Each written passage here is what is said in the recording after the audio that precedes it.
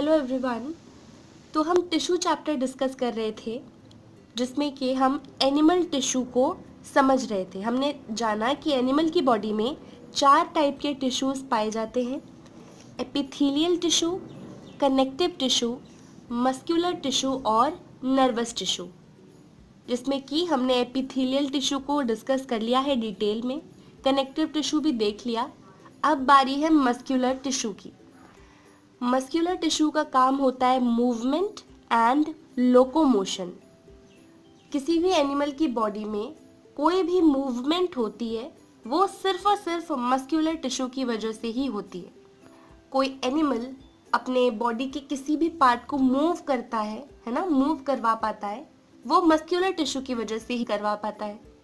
कोई एनिमल एक जगह से दूसरी जगह पर जाता है, लोकोमोशन करता है, वो भी सिर्फ और सिर्फ मस्कुलर टिश्यू की वजह से ही होता है।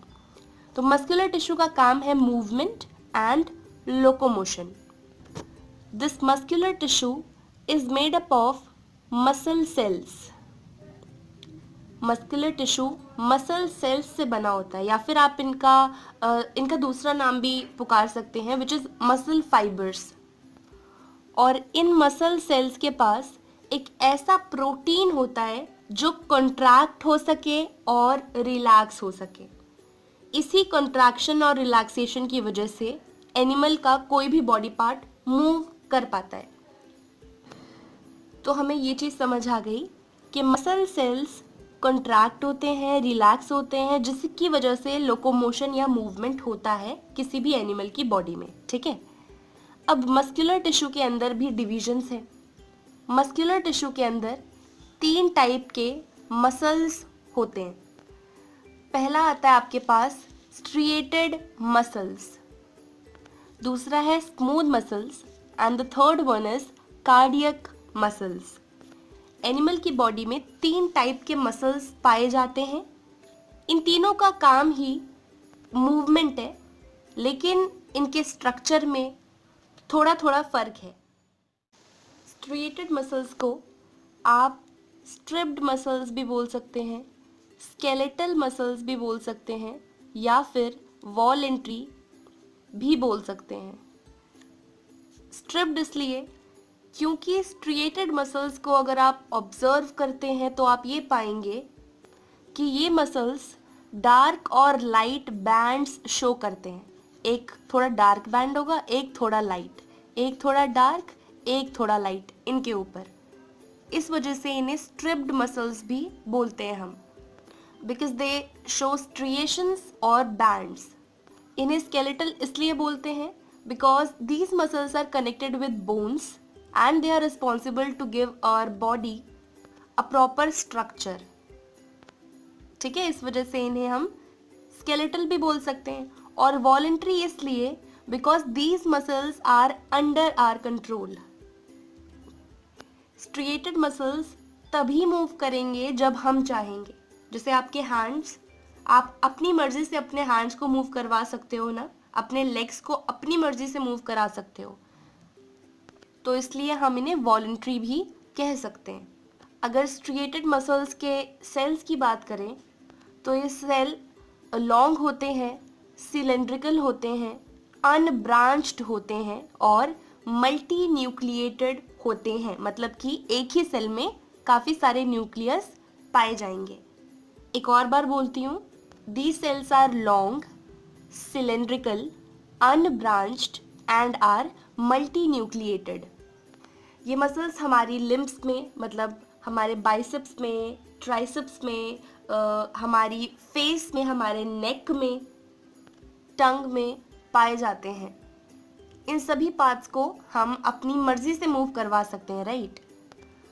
सो एनिमल्स की बॉडी में जो जो पार्ट उनकी मर्जी से मूव करता है, उन सभी जगहों पर, उन सभी पार्ट्स में स्ट्रिएटेड मसल्स पाए जाते हैं।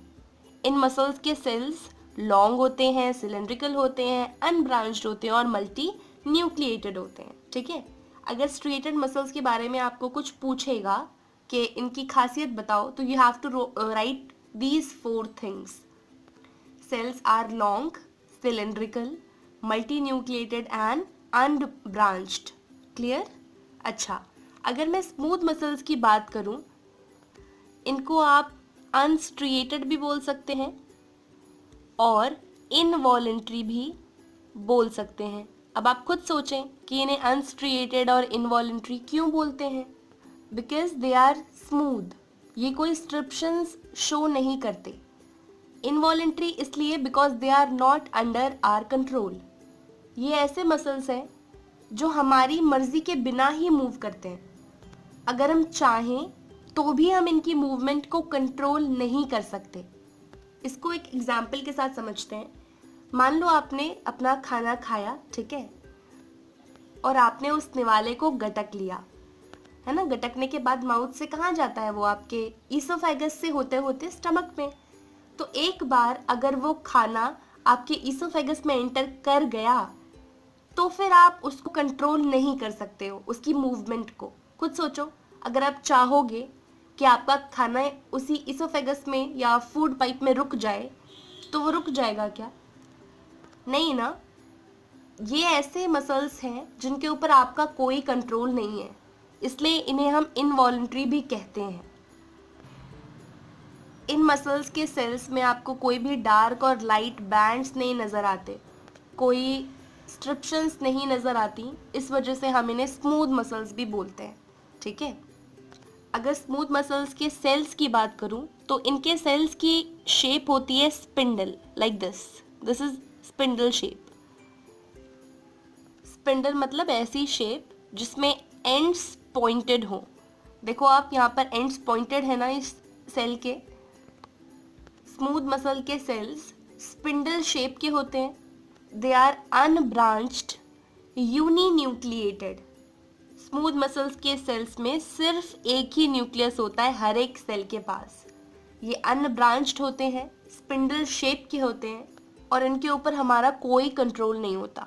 स्मूथ मसल्स आपकी एलिमेंट्री कैनाल में पाए जाते हैं, जो कि आपके माउथ से स्टार्ट होती है और एनस पे जाके ख़त्म होती है, जिसके अंदर oesophagus, stomach, small intestine, large intestine, ये जो एलिमेंट्री कैनाल है ये स्मूथ मसल्स की बनी हुई है, क्योंकि इसके ऊपर आपका कोई कंट्रोल नहीं है।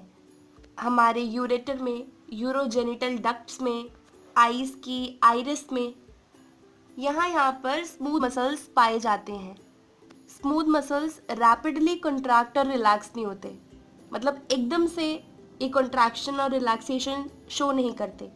थोड़ा सा ज़्यादा टाइम लगाते हैं कंट्रैक्ट होने में और थोड़े टाइम तक कंट्रैक्टेड ही रहते हैं, फिर थोड़ी देर बाद वो रिलैक्स होते हैं और रिलैक्स्ड रहते हैं, मतलब धीरे धीरे कंट्रैक्ट और रिलैक्स होते हैं। But striated muscles show rapid contraction, ये तुरंत से कंट्रैक्ट हो जाते हैं, तुरंत से रिलैक्स हो जाते हैं। बट स्मूथ मसल्स आराम से कंट्रैक्ट होते हैं, आराम से रिलैक्स होते हैं।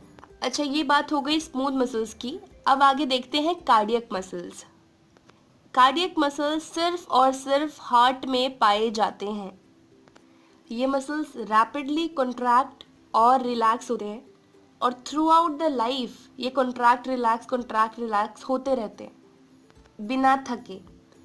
कार्डियक मसल्स कभी थकते नहीं। अब सोचो, आपके हार्ट के मसल्स है ना, कंट्रैक्ट रिलैक्स करते करते थक जाए तो आपका हार्ट मतलब मसल्स थोड़ा रेस्ट कर लें, इतने में तो आप मर जाओगे। जब आप अपनी मदर के वूम्ब में होते हो, जब आप 4 या 5 मंथ्स के होते हो, ये प्रेगनेंसी की बात कर रही हूँ मैं, जब आप अपनी मदर के वूम्ब में 4 या 5 मंथ्स के होंगे तब आपका हार्ट बनना स्टार्ट हो जाता है, मतलब तब आपका हार्ट बन चुका होता है, तभी से वो कंट्रैक्ट और रिलैक्स करता है अंटिल योर डेथ। ये ऐसे मसल्स होते हैं जो कभी थकते नहीं। They contract relax rapidly, rhythmically throughout the life. Striated muscles थक जाते हैं। आप अपने बाइसेप्स ट्राइसेप्स पे काम करोगे, है ना, हाथ पैर ज़्यादा मूव करवाओगे, थक जाएंगे। बट कार्डियक मसल्स कभी नहीं थकते। कार्डियक मसल्स के सेल्स लॉन्ग होते हैं, ब्रांच्ड होते हैं और यूनिन्यूक्लिएटेड होते हैं। आप अपनी एनसीईआरटी बुक में देख सकते हो कि कार्डियक मसल्स किस तरह दिखते हैं। लंबे लंबे होंगे और हर एक सेल्स में से दूसरी ऐसी ब्रांचेस निकल रही होंगी। इनका काम क्या है? कंट्रैक्शन और रिलैक्सेशन करना। जब हार्ट के मसल्स कंट्रैक्ट और रिलैक्स होते हैं तो हमारी पूरी बॉडी में ब्लड सर्कुलेट होता है ना, ये चीज़ तो आप जानते ही होंगे। तो मस्कुलर टिश्यू के अंदर 3 टाइप के टिश्यूज आते थे, स्ट्रिएटेड, स्मूथ एंड कार्डियक। तीनों को हमने डिस्कस कर लिया है। अब नर्वस टिश्यू की बात करते हैं। नर्वस टिश्यू का फंक्शन है कंट्रोल एंड कोऑर्डिनेशन, हमारी पूरी बॉडी का कंट्रोल एंड कोऑर्डिनेशन करना। अगर हमारी बॉडी कुछ अजीब फील कर रही है, मान लो कोई भी एक्सटर्नल इन्वायरमेंट चेंज हो गया, उसे सेंस करना और हमारी बॉडी को इंस्ट्रक्शन देना कि वो कैसे रिएक्ट करे, ये नर्वस टिश्यू का काम होता है। तो अब मैं हेडिंग डाल देती हूँ नर्वस टिश्यू। नर्वस टिश्यू हमारा ब्रेन, हमारी स्पाइनल कॉर्ड और नर्व्स, ये सभी नर्वस टिश्यू की बनी होती हैं। और नर्वस टिश्यू जिन सेल्स से मिलकर बना है उन्हें हम नर्व सेल्स कहते हैं या फिर न्यूरॉन्स। आप सभी ने ये नाम कभी सुना होगा डेफिनेटली, नर्व सेल्स और न्यूरॉन्स। छोटे छोटे न्यूरॉन्स आपस में मिलकर नर्वस टिश्यू बनाते हैं and these neurons have a special ability to receive stimulus. Stimulus क्या होता है? Stimulus is any kind of change within the body और आउटसाइड द बॉडी। अगर किसी भी ऑर्गेनिज्म की बॉडी के अंदर या फिर बॉडी के बाहर कोई भी चेंज हो रहा है तो उस चेंज को सेंस करने का काम करते हैं न्यूरॉन्स। फिर ये न्यूरॉन्स जो चेंज को सेंस करते हैं उस इंफॉर्मेशन को इलेक्ट्रिकल इम्पल्सेस में कन्वर्ट करके हमारे ब्रेन तक पहुंचाते हैं और फिर ब्रेन बताता है बॉडी को कि तुम्हें कैसे रिएक्ट करना है। जो हमारे 5 सेंस ऑर्गन्स हैं, हमारी आईज, नोज, ईयर्स, टंग और स्किन, ये सभी न्यूरॉन्स के बने हैं। ये सभी स्टिमुलस को सेंस कर सकते हैं। फॉर एग्जाम्पल, कोई एक गरम चाय का कप है और आपका हाथ गलती से उस कप के ऊपर टच हो गया, ओके, तो इमीडिएटली एक रिएक्शन होगा कि आपका हाथ उस कप से दूर खुद ब खुद हट जाएगा और 1 सेकंड बाद आपको रियलाइज होगा कि वो एक गरम चीज़ थी जिसके ऊपर आपका हाथ लग गया था। सी होता क्या है, अब देखो गरम चाय का कप आपकी हाथ से टकराया और हाथ के ऊपर क्या है? Skin, which is a sense organ. इसके पास होते हैं नर्व सेल्स। नर्व सेल उस चेंज को जल्दी से डिटेक्ट कर लेते हैं कि भाई इधर ना कुछ टच हो रहा है जिसकी वजह से टेम्परेचर इंक्रीज हो रहा है इस पर्टिकुलर एरिया का। नर्व सेल्स इस मैसेज को इलेक्ट्रिकल इम्पल्स में कन्वर्ट करके ब्रेन तक भेजते हैं और फिर ब्रेन वापस से इलेक्ट्रिकल इम्पल्सेस के थ्रू इंफॉर्मेशन भेजता है हमारे उस बॉडी पार्ट को जहाँ पर चाय का कप लगा हुआ था। इलेक्ट्रिकल इम्पल्स के फॉर्म में ब्रेन भेजता है मैसेज या फिर कमांड कि आप ये हाथ यहाँ से हटा लो, तो वो हाथ ऑटोमेटिकली हट जाता है। चीज़ समझ आ रही है आपको? न्यूरॉन्स का काम क्या है? किसी भी इंफॉर्मेशन को या किसी भी स्टिमुलस को सेंस करके उसे इलेक्ट्रिकल इम्पल्सेस में कन्वर्ट करके ब्रेन तक पहुंचाना और ब्रेन से वापस से इंफॉर्मेशन इलेक्ट्रिकल इम्पल्सेस में उस बॉडी पार्ट तक पहुंचाना जहां पर कोई भी स्टिमुलस हो रहा है। एक न्यूरॉन कुछ इस तरह दिखता है। देखो आप ध्यान से, अपनी एनसीईआरटी में इससे बेटर बना होगा, ध्यान से देखो। इसका डायग्राम काफ़ी इंपॉर्टेंट है, इसका structure you have to learn, क्योंकि एग्ज़ाम में कई बार पूछ लिया जाता है और 5 मार्कर अगर कोई क्वेश्चन आ गया तो आपको अपने आंसर को इन्हांस करने के लिए डायग्राम बनाना पड़ता है। इस न्यूरॉन का जो ये वाला पार्ट है इसको हम सेल बॉडी कहते हैं या फिर साइटॉन के नाम से जानते हैं। साइटॉन में कुछ ब्रांचेस से निकल रखी हैं, इनको डेंड्राइट्स बोला जाता है। डेंड्राइट्स ही इलेक्ट्रिकल इम्पल्सेस को रिसीव करने का काम करती हैं। Okay, then we have this portion which is axon. तो डेंड्राइट्स ने जो भी इंफॉर्मेशन इलेक्ट्रिकल इम्पल्सेस के फॉर्म में रिसीव करी वो मतलब उसको कैरी ऑन करने का काम एक्सॉन करता है।